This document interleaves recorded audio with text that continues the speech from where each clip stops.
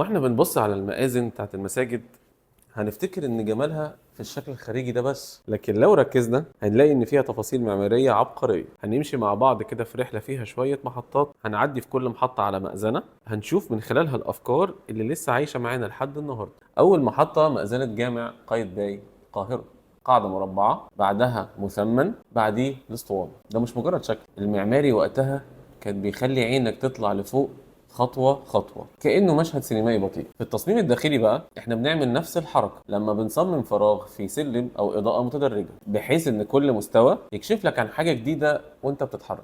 المعلومة اللي مش كتير يعرفها إن الدمج من الطراز المملوكي واللمسات العثمانية اللي موجودة في المأذنة دي كان وقتها شبه إعلان سياسي بانتقال السلطة. وده شبه كده لما نصمم مساحة تدمج بين أسلوبين متضادين علشان نقول رسالة معينة عن هوية المكان ده.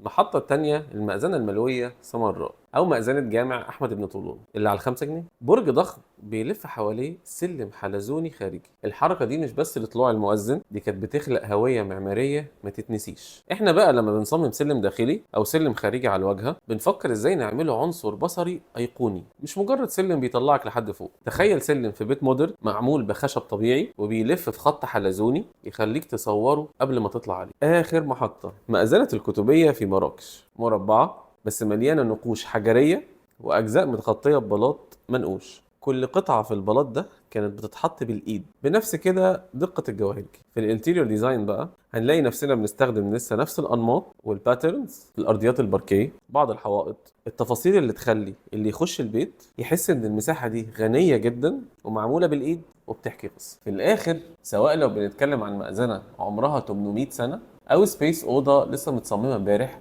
السر دايما في التدرج والهوية البصرية والتفاصيل الحرفية. لأن الاركتكتشر والانتيرير مش بس الحاجة اللي هتشوفها تبهرك، لكن التجربة هي اللي هتتحفر في ذاكرتك.